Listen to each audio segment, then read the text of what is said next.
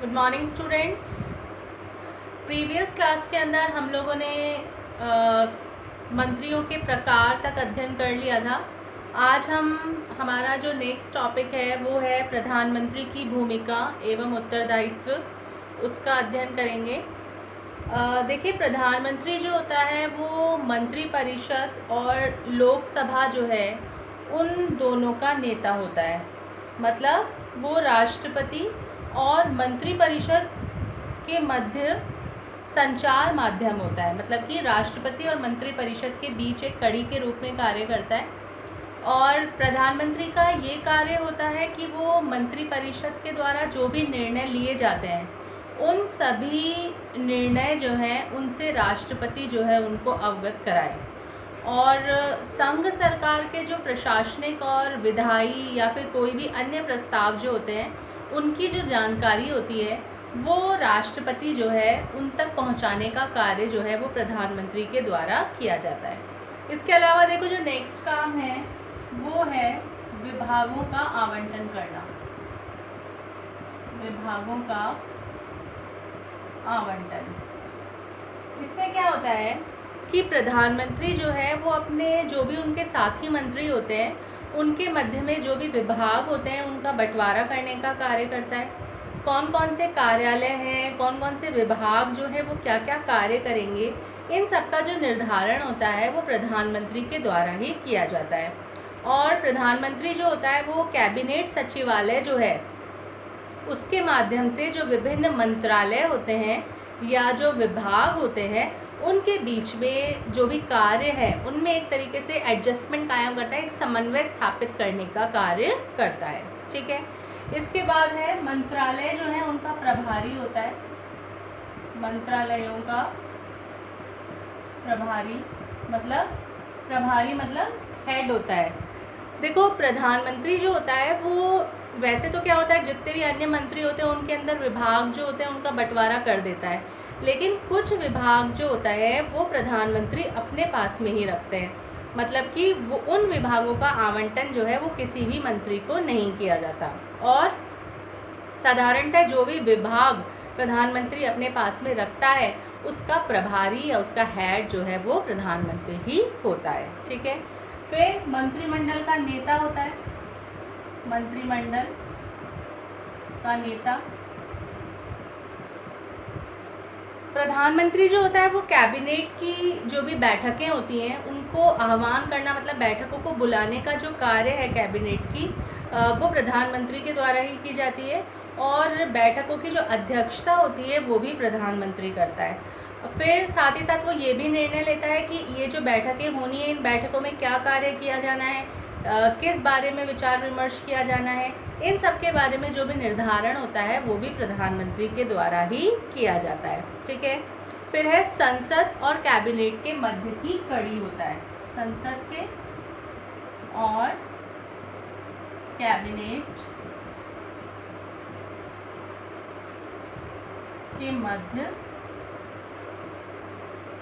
कड़ी, इसका मतलब ये है कि प्रधानमंत्री जो होता है वो संसद और कैबिनेट के बीच में एक संपर्क सूत्र की तरह कार्य करता है। मतलब संसद में क्या करता है, सरकार की तरफ से बोलने वाला जो मुख्य प्रवक्ता है, क्योंकि हेड वही है गवर्नमेंट का, तो जो भी सरकार की तरफ से बोलने का जो मेन कार्य होता है वो प्रधानमंत्री के द्वारा किया जाता है। लोकसभा के अंदर भी अगर आप देखेंगे तो लोकसभा का भी नेता जो है वो प्रधानमंत्री होता है। तो प्रधानमंत्री का ही ये दायित्व माना जाता है कि जो भी नीतिगत फैसले लेने हैं उन सभी की घोषणा जो है वो प्रधानमंत्री के द्वारा ही की जाती है। और प्रधानमंत्री जो है वो संसद में अगर कोई सामान्य विषयों को लेकर के कोई बहस हो रही है तो उसमें वो हस्तक्षेप कर सकता है। और सरकार क्या सोच रही है या सरकार ने कोई निर्णय क्यों लिया है तो वो उस नीति को स्पष्ट करने का कार्य जो है वो भी प्रधानमंत्री के द्वारा ही किया जाता है। ठीक है। फिर नेक्स्ट है सरकारी प्रतिनिधि के रूप में। सरकारी प्रतिनिधि के रूप में, इसमें क्या है कि प्रधानमंत्री जो होता है वो विभिन्न जो प्रतिनिधि मंडल होते हैं या उच्च स्तरीय अगर कोई बैठक होनी है या फिर कोई अंतर्राष्ट्रीय कोई संगठन है तो उनके अंदर भारत का प्रतिनिधित्व करता है।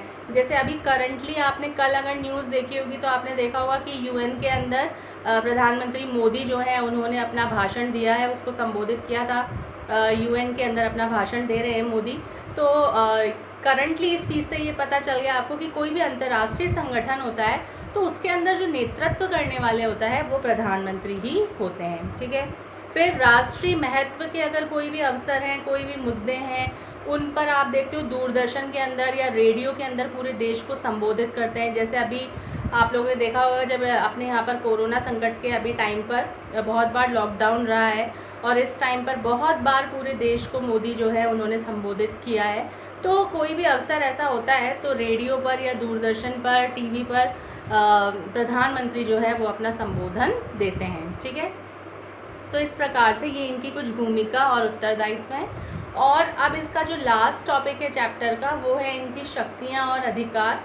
तो इसमें ज़्यादातर चीज़ें सेम वही हैं जो मैंने आपको अभी बताई हैं। जैसे कि हमारे यहाँ संसदीय शासन प्रणाली है तो जो मेन हेड है वो प्रधानमंत्री या राष्ट्रपति केवल नाम के लिए होता है। सारी शक्तियों का प्रयोग जो है वो प्रधानमंत्री के द्वारा ही किया जाता है। जो आपका नीति आयोग है जो कि पहले योजना आयोग के नाम से जाना जाता था, उसका अध्यक्ष जो है वो भी प्रधानमंत्री होता है। ठीक है ना। फिर अभी जैसे मैंने आपको बताया कि मंत्रियों के मध्य में विभागों का आवंटन करना है। अगर वो चाहे तो किसी को अगर कोई विभाग दिया है और उस विभाग में अगर कोई परिवर्तन करना चाहते हैं तो वो परिवर्तन कर सकता है। किसी के त्यागपत्र को स्वीकार कर सकता है या अस्वीकार कर सकता है। ठीक है ना। और जितनी भी बैठकें होती हैं मंत्रिपरिषद की, उन सभी बैठकों की अध्यक्षता करने का कार्य करता है। सामूहिक उत्तरदायित्व के सिद्धांत पर कार्य करता है। सामूहिक उत्तरदायित्व का मतलब ये है कि सारे मंत्री एक साथ तैरते हैं और एक साथ डूबते हैं। अगर एक भी मंत्री कोई गलत कार्य करेगा और उसके विरुद्ध अविश्वास प्रस्ताव पारित होगा तो संपूर्ण मंत्रिमंडल को त्यागपत्र देना पड़ेगा। फिर वही मंत्रिपरिषद और राष्ट्रपति के बीच में कड़ी के रूप में कार्य करता है। अगर मतलब कोई विचार है, किसी मंत्री द्वारा कोई निर्णय लिया गया है तो प्रधानमंत्री जो होता है वो राष्ट्रपति के कहने पर उसको मंत्रिपरिषद के पास में पुनः विचार के लिए रखवाता है। अगर राष्ट्रपति तो वो कौन रखेगा, वो प्रधानमंत्री ही रखता है। फिर प्रमुख प्रवक्ता जो है संसद के अंदर वो प्रधानमंत्री होता है। जो भी शासकीय नीति होती है, अभी मैंने आपको बताया, उसकी घोषणा करने का जो कार्य है वो प्रधानमंत्री के द्वारा ही किया जाता है। ठीक है, तो इस प्रकार से कहने का तात्पर्य ये है कि प्रधानमंत्री जो है उसका पद जो है वो भारत में वास्तविक शक्तियों का प्रयोगकर्ता वाला पद है। और जो भी शक्तियां संविधान में राष्ट्रपति को दी गई हैं व्यवहारिक रूप से उनका प्रयोग जो है वो प्रधानमंत्री ही करता है। तो इस प्रकार से इस टॉपिक के साथ साथ आपका ये चैप्टर जो है ये भी एंड हो गया है। Thank you.